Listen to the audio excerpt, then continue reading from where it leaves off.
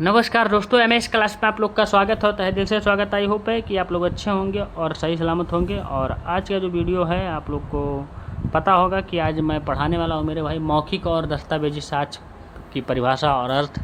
ये evidence law में 1872 में एक कानून बना था। इसी में एक जो है टॉपिक है, बहुत इंपॉर्टेंट है। आप लॉ कर रहे हैं, आप जुडिशरी एग्ज़ाम की तैयारी कर रहे हैं, आप लोग जो है जैसे कि जज बनने की सपना देख रहे हैं, तब भी आप लोग के लिए इम्पोर्टेंट, या एडवोकेसी की लाइफ में है, या लॉयर है प्रेजेंट टाइम में प्रैक्टिस कर रहे हैं, तब भी आप लोग के लिए इम्पोर्टेंट है। बाकी तो कानून सबके लिए इम्पोर्टेंट होता है। ठीक, तो चलिए आज जानते हैं मेरे भाई, बहुत ही इंपॉर्टेंट टॉपिक है, बहुत बहुत।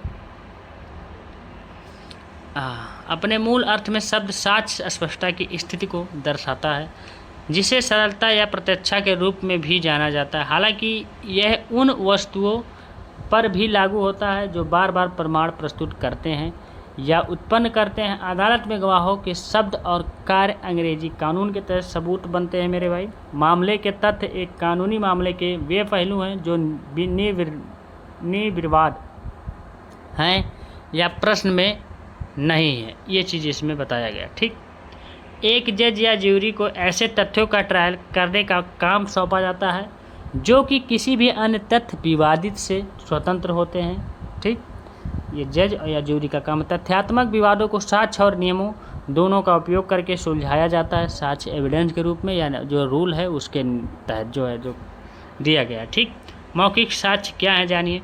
मौखिक साक्ष्य वह साक्ष्य होता है जो बोले गए शब्दों, इशारों या हरकतों तक सीमित होता है। यह सबूत है कि गवाह ने व्यक्तिगत रूप से सुना या देखा है। मौखिक गवाही हमेशा प्रत्यक्ष या सकारात्मक होनी चाहिए, यानी इसे मुद्दे पर महत्वपूर्ण तथ्य स्थापित करना चाहिए। मौखिक साक्ष्य को 1872 के साक्ष्य अधिनियम की धारा 3 में परिभाषित किया गया है। कोई भी बयान जिसे अदालत अधिकृत करती है या करता है, या जांच के तहत तथ्य के मामलों के बारे में गवाहों द्वारा उसके सामने किए जाने की आवश्यकता होती है। मौखिक साक्ष्य कुछ भी है तो जांच के संबंध में अदालत में स्वीकार किया जाता है। ये चीज़ कहा रहा है इसमें। ठीक, और परीक्षण के दौरान बुलाए गए किसी भी गवाह द्वारा व्यक्त किया जाता है, मतलब जो परीक्षण के दौरान आते हैं, इन्वेस्टिगेशन के दौरान जो कोई भी गवाह व्यक्त होता है उसके द्वारा किया जाता है। मौखिक शब्द मौखिक रूप से बोली या व्यक्त की गई किसी चीज़ को दर्शाता, मतलब बोलना किसी चीज़ को, या जो है व्यक्त करना, जो उसे जो प्रस्तुत करना, जो चित्र दिखाना, ये सब सारी चीज़ें उसी के तहत जो इसे दर्शाता है, इसे माना जाता है। ठीक, धारा 59 मौखिक साक्ष्य द्वारा तथ्यों का प्रमाण क्या होता है। दस्तावेजों और इलेक्ट्रॉनिक रिकॉर्डिंग की सामग्री अपवाद के साथ सभी तथ्यों और घटनाओं को पूरी तरह से जो है बोल कर या खुद को अभिव्यक्त करके मौखिक साक्ष्य के माध्यम से दिखाया जा सकता है। बोलकर गवाही द्वारा दस्तावेजों और इलेक्ट्रॉनिक रिकॉर्डिंग की सामग्री को साबित करना असंभव होता है। ये चीज़ इसमें कह रहा है। ठीक, 60 धारा 60 देखिए। मौखिक साक्ष्य प्रत्यक्ष होना चाहिए, इसमें शामिल है यह मौलिक नियम के अनुसार जिसका अदालत में किसी भी साक्ष्य को स्वीकार किए गए जाने के लिए पालन किया जाना चाहिए। नंबर 2 है इसमें, यदि किसी मौखिक साक्ष्य को स्वीकार किया जाना है तो भारतीय गवाही अधिनियम की धारा 60 के तहत सभी आवश्यकताओं को पूरा किया जाना चाहिए। अगला पॉइंट है, मौखिक गवाही और धारा 60 के बीच सीधा संबंध है, पहले को पूरा करने के लिए दूसरे को पूरा किया जाना चाहिए। और अगला नेक्स्ट पॉइंट है इसमें, धारा 60 का मूल सिद्धांत यह है कि कोई भी साक्ष्य जिस पर विचार किया जाए वह प्रत्यक्ष होना चाहिए।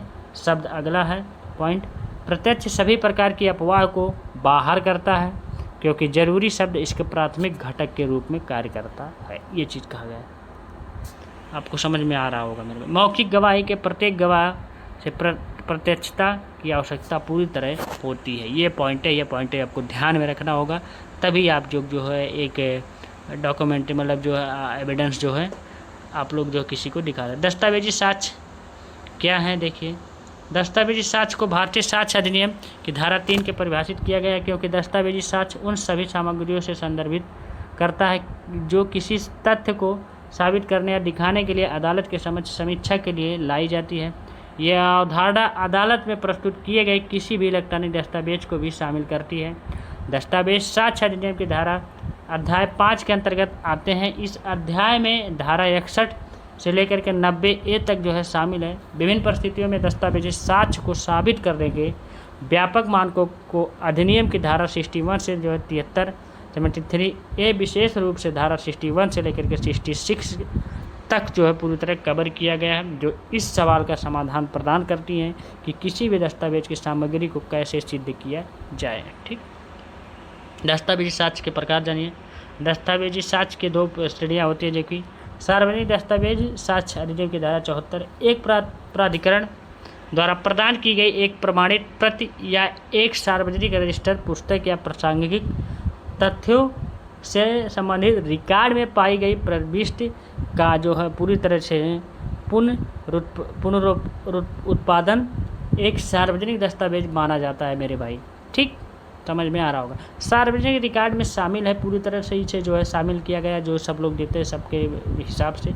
उदाहरण के लिए जानिए, फॉर एग्जांपल जन्म और विवाह प्रमाण पत्र, जब उपयोगिता बिल जो है या पुलिस के पास दायर FIR और अन्य समान रिकॉर्ड होते हैं। ये सब सारी चीज़ें जो है एग्जाम्पल के रूप में है। ठीक, आगे देखिए, पब्लिक डॉक्यूमेंट्री होता है, private documentary, types of documentary evidence के रूप में। देखिए, निजी दस्तावेज साक्ष्य अधिनियम की धारा 75 देखिए, निजी दस्तावेज में मुकदमे के विरोधी पक्षों के बीच में जो है पत्राचार शामिल है, जैसे पत्र, समझौते, ईमेल आदि।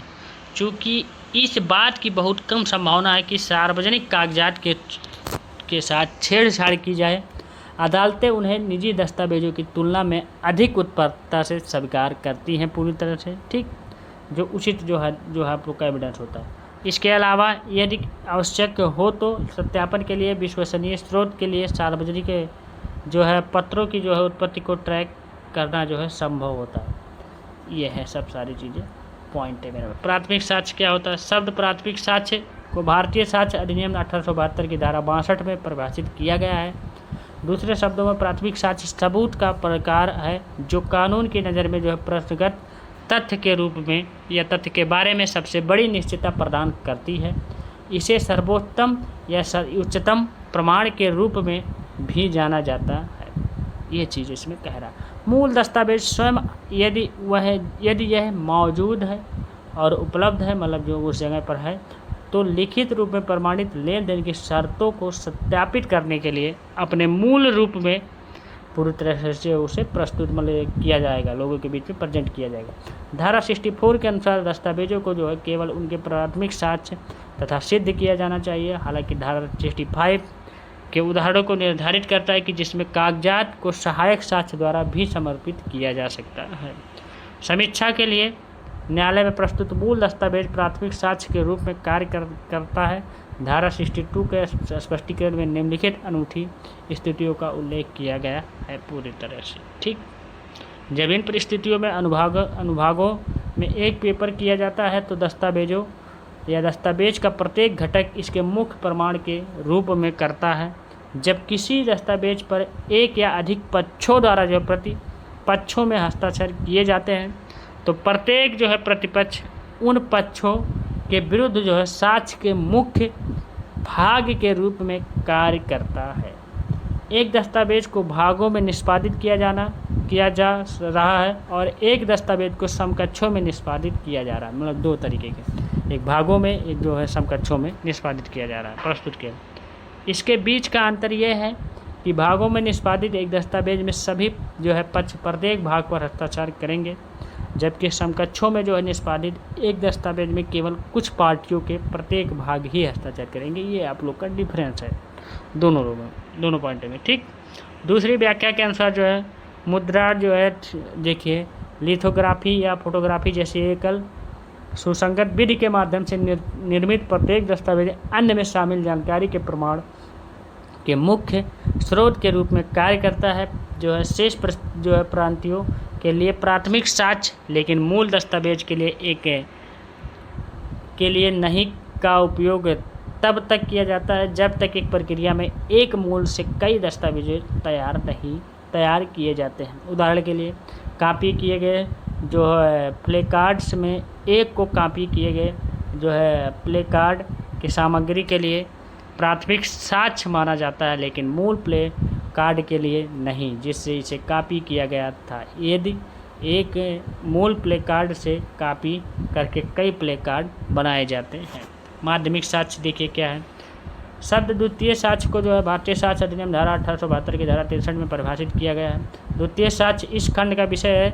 यह है जो है 5 अलग अलग मदों पर चर्चा करता है, जिन्हें सहायक साक्ष्य के रूप में मान्यता दी गई। इस प्रकार है कागजात की प्रमाणित प्रतियां और मूल से यांत्रिक रूप से निर्मित प्रतियां या यांत्रिक प्रक्रिया महत्वपूर्ण है, क्योंकि कुछ हद तक यह सुनिश्चित करती हैं कि प्रांतियां किसी भी प्रकार के हेर फेर या त्रुटि से मुक्त हैं।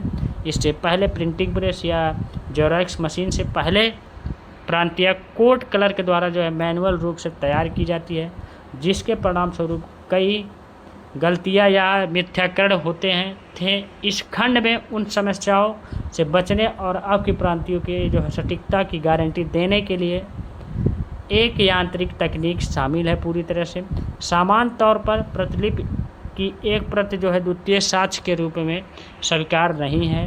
हालांकि यांत्रिक रूप से निर्मित प्रांतियां और प्रांतियां जिनकी तुलना मूल रूप से की गई है, मूल से निर्धारित या उसकी तुलना में दस्तावेज जिन पर उन लोगों द्वारा जो है प्रति हस्ताक्षर किए गए थे जिन्होंने जो है उन पर हस्ताक्षर नहीं किए थे। जब कोई दस्तावेज समकक्षों से निष्पादित किया जाता है, जो ठीक धारा 62 की तरह प्रत्येक प्रतिपक्ष उन्हें या उन पक्षों के विरुद्ध साक्ष्य का मुख्य भाग बन जाता है जिन्होंने जो है इसे निष्पादित किया था।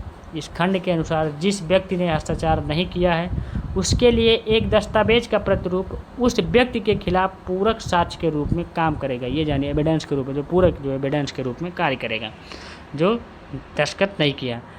देखिए नतीजतन क्यों पट्टेदार किराएदार ने इस पर हस्ताक्षर नहीं किया है था, एक पट्टा उसके खिलाफ एक द्वितीय दस्तावेज माना जाएगा, और क्योंकि मकान मालिक ने इस पर हस्ताक्षर नहीं किया था, एक काबूलियत को उसके खिलाफ एक माध्यमिक दस्तावेज माना जाएगा। किसी दस्तावेज की जो सामग्री का मौखिक विवरण किसी ऐसे व्यक्ति द्वारा बनाया गया है जिसने वास्तव में इसे देखा है, अर्थात दस्तावेज को पूरी तरह से पढ़ा है। निष्कर्ष निकलता है, देखिए सबूत के कारण जो है मजबूत स्रोतों में मौखिक और लिखित गवाही दोनों शामिल है, लेकिन स्थिति और मामले के आधार पर प्रत्येक की ताकत अलग अलग होती है। सही बात, दोनों एक तरह के शामिल, लेकिन इसके ताकत अलग अलग होते हैं भाई, अलग अलग जगह अलग अलग लोग काम आते हैं। दस्तावेज जी साक्ष्य जो कि एक प्रकार के लिखित साक्ष्य है और निर्विवाद रूप से मौखिक साक्ष्य की तुलना में अधिक मजबूत और अधिक विश्वसनीय माना जा सकता है। हालांकि अदालतों ने इन दोनों को ध्यान में रखती है, क्योंकि कभी कभी दस्तावेजी सबूत के साथ किसी तथ्य को साबित करना संभव नहीं हो पाता है। नजीब देखिए इसके बारे में, उनमें से प्रत्येक समान रूप से जो है महत्वपूर्ण है और उनकी व्याख्या ने न्याय की बेहतर व्यवस्था के रूप में खोल दिया है। ये था मेरे भाई दस्तावेजी जो है करके जो इलेक्ट्रॉनिक मीडिया या उसके द्वारा दिया जाता है। तो ये एविडेंस आज आप लोग इसमें बहुत इंपॉर्टेंट टॉपिक, बहुत बढ़िया था ये, और ओरल एंड जो है डॉक्यूमेंट्री एविडेंस के बारे में पढ़ लिए। तो आई होप है अच्छा लगा होगा, बढ़िया लगा होगा, और ऐसे ही आगे पढ़ने के लिए और जानने के लिए मेरे चैनल से जुड़े रहे, और अगर चैनल पर नए हो तो सब्सक्राइब करें, बेल आइकन दबाएं, यहाँ से बहुत कुछ मिलेगा। Thank you, tata, take care, bye bye, best of luck. हम लोग मिलेंगे नेक्स्ट वीडियो में नेक्स्ट पार्ट के साथ, ठीक।